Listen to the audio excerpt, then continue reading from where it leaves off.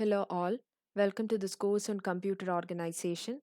The topics we are discussing today are DMA and standard I/O interfaces, which discusses on serial port, parallel port, PCI, SCSI, and USB.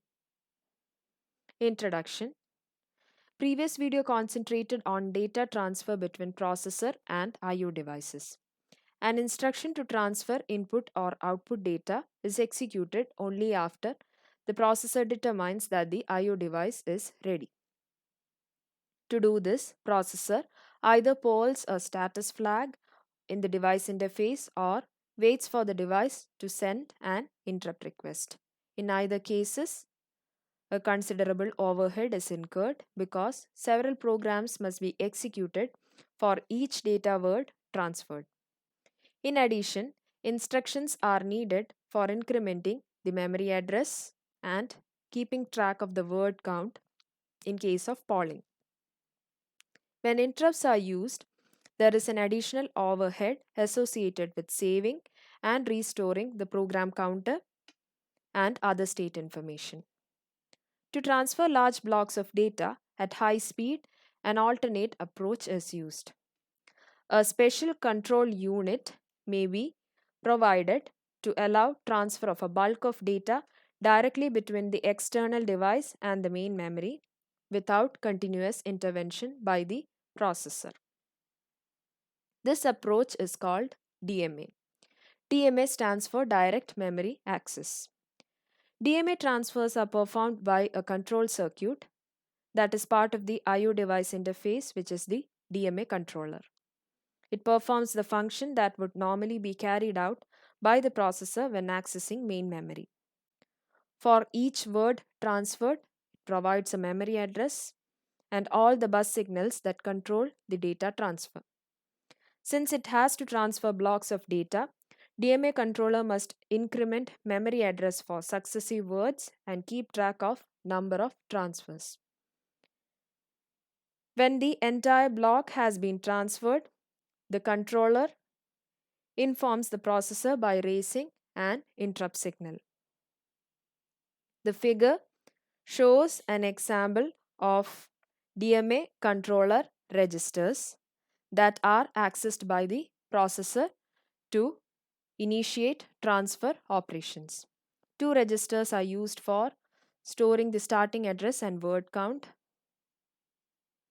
The third register contains status and control flags. The R/W bit determines the direction of transfer. When this bit is set to 1 by a program instruction, controller performs a read operation, that is, it transfers data from memory to the I/O device. Otherwise, it performs a write operation. When the controller has completed transferring a block of data and is ready to receive another command, it sets the done flag to 1. Bit 30 is the interrupt enable flag or IE. When this flag is set to 1, it causes the controller to raise an interrupt after it has completed transferring a block of data. Finally, the controller sets the IRQ or interrupt request bit to 1 when it has requested an interrupt. An example of a computer system is given here showing how DMA controllers may be used. A DMA controller connects a high-speed network to the computer bus. The disk controller here, which controls two disks, also have DMA capability and provide two DMA channels. It can perform two independent DMA operations as if each disk has its own DMA controller.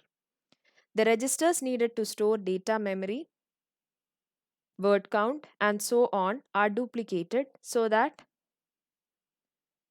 one set can be used with each device. Memory accesses by the processor and DMA controllers are interwoven. Requests by the DMA devices for using the bus are always given the higher priority than processor request. Among different DMA devices, top priority is given to high-speed peripherals such as a disk, a high-speed network interface, or a graphics display device.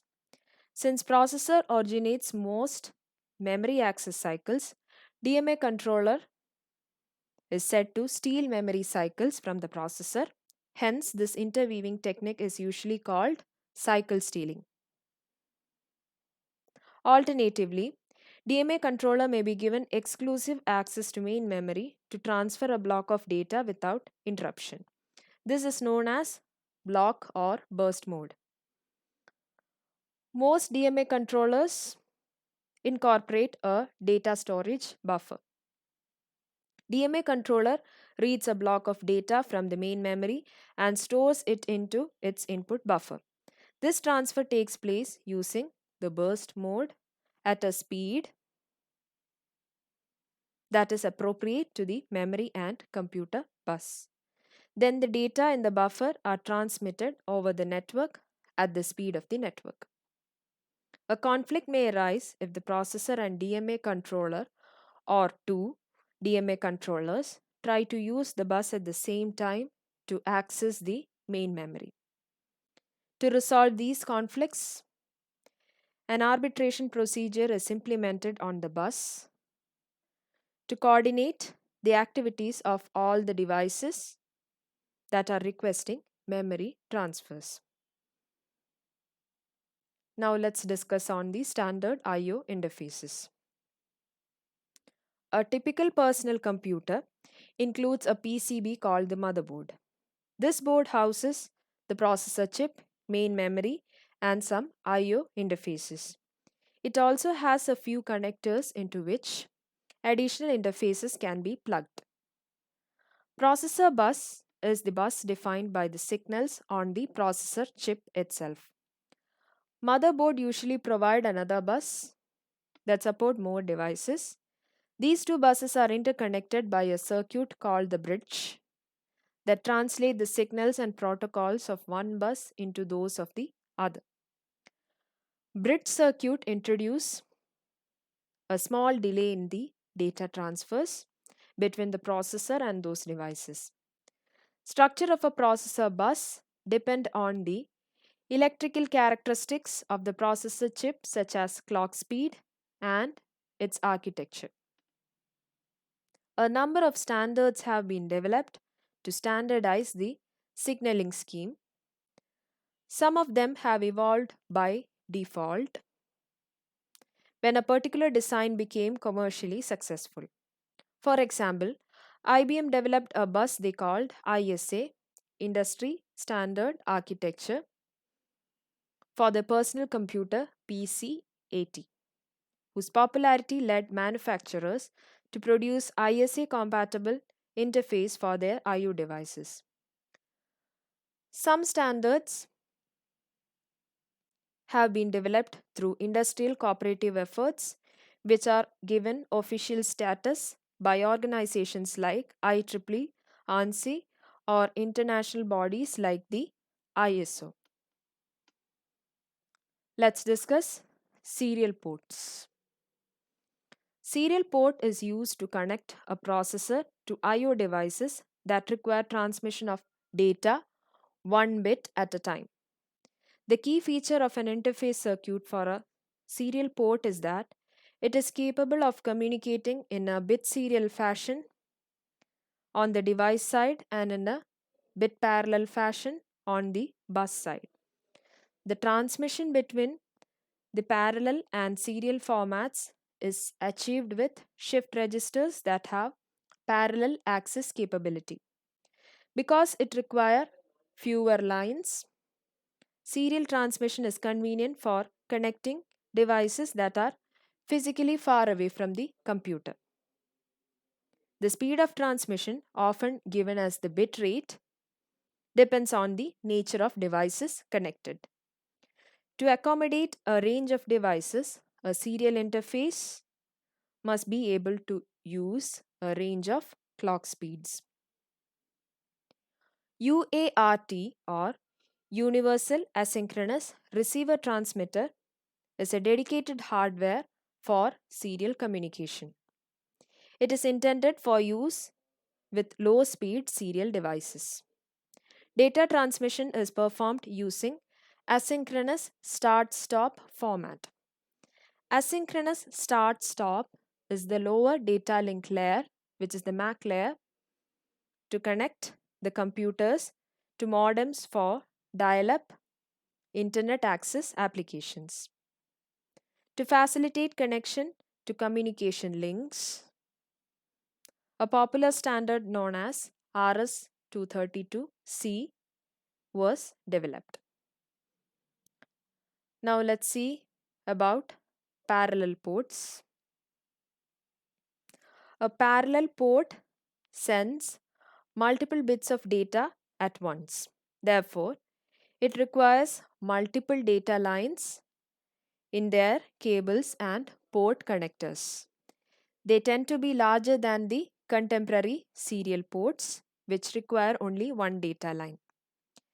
The original specification for parallel ports was unidirectional.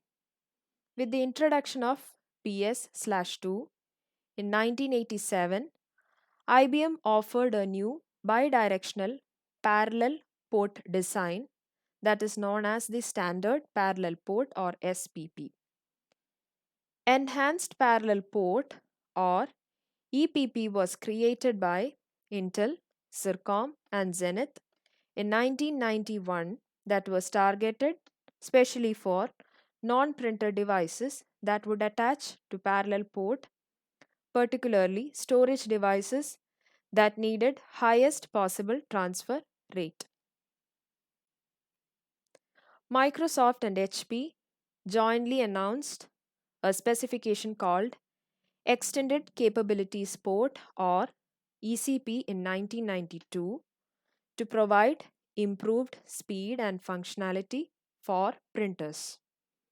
In 1994, IEEE 1284 standard was released that included both EPP and ECP. It is faster than other common legacy ports like the serial port, require no serial to parallel converter, and far less interface logic and software than a USB port. Now let's see about PCI. PCI stands for Peripheral Component Interconnect. It is a local computer bus that supports the functions found in the processor bus but in a standardized format that is independent of any particular processor. Devices connected to the PCI bus are assigned addresses in the memory address space of the processor. It was developed as a low-cost bus. An important feature that the PCI pioneered is the plug-and-play capability for connecting devices. A PCI bus supports three independent address spaces, namely the memory, I/O, and configuration.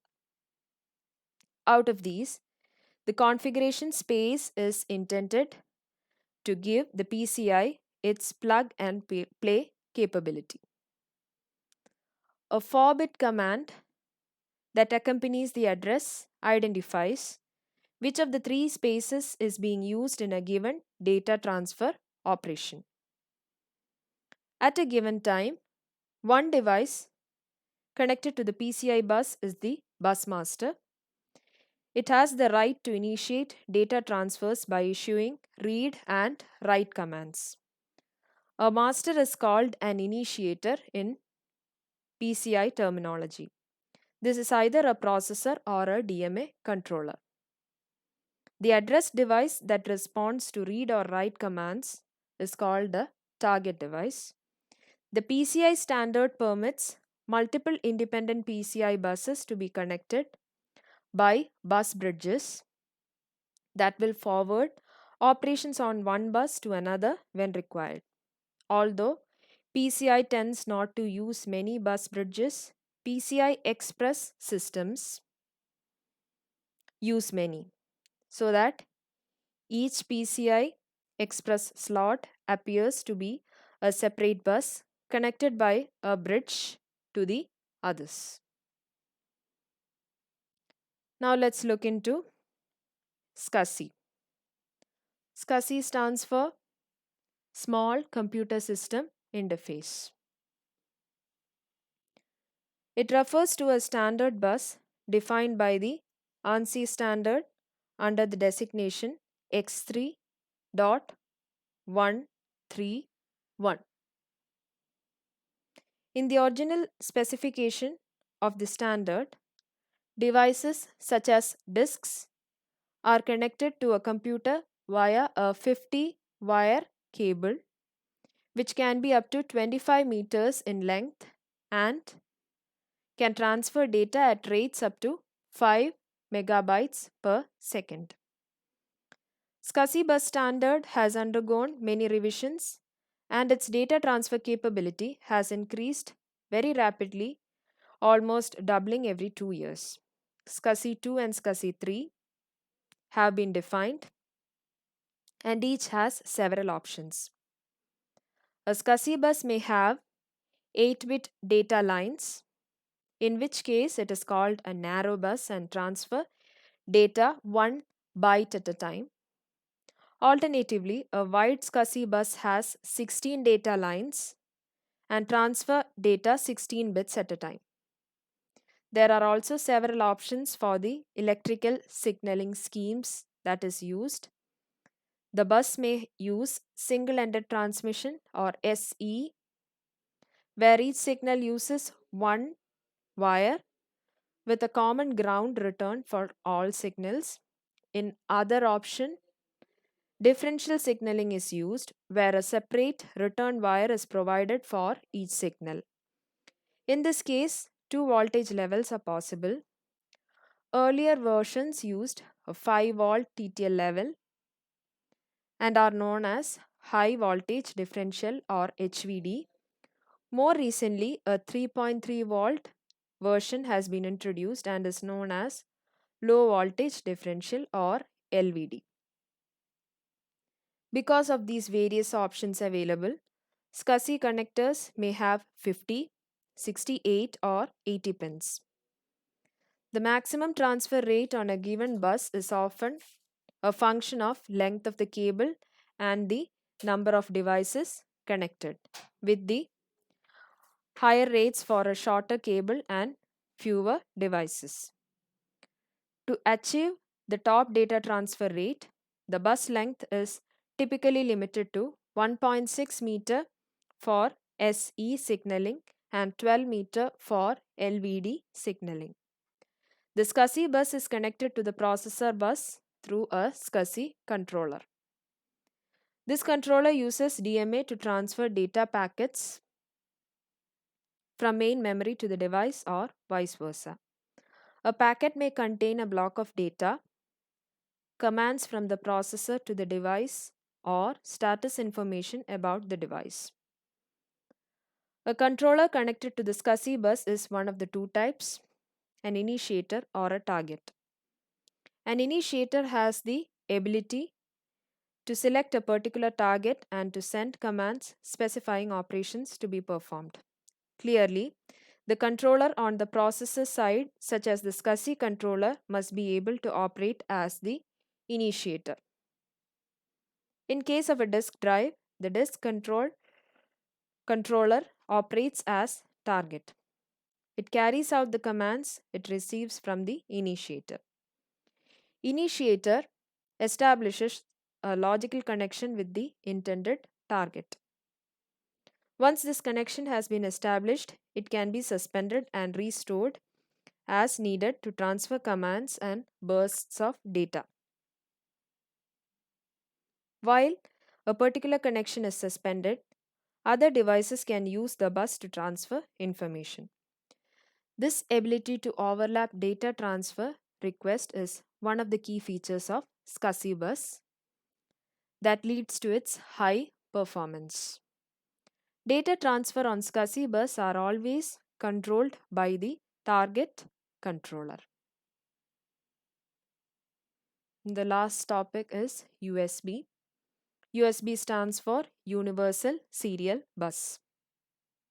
This is an industry standard developed through a collaborative effort of several computer and communication companies like Compaq, HP, Intel, Lucent, Microsoft, Nortel Networks, and Philips. The USB supports different speeds of operation. Here are given the different versions and the maximum transfer rate for each.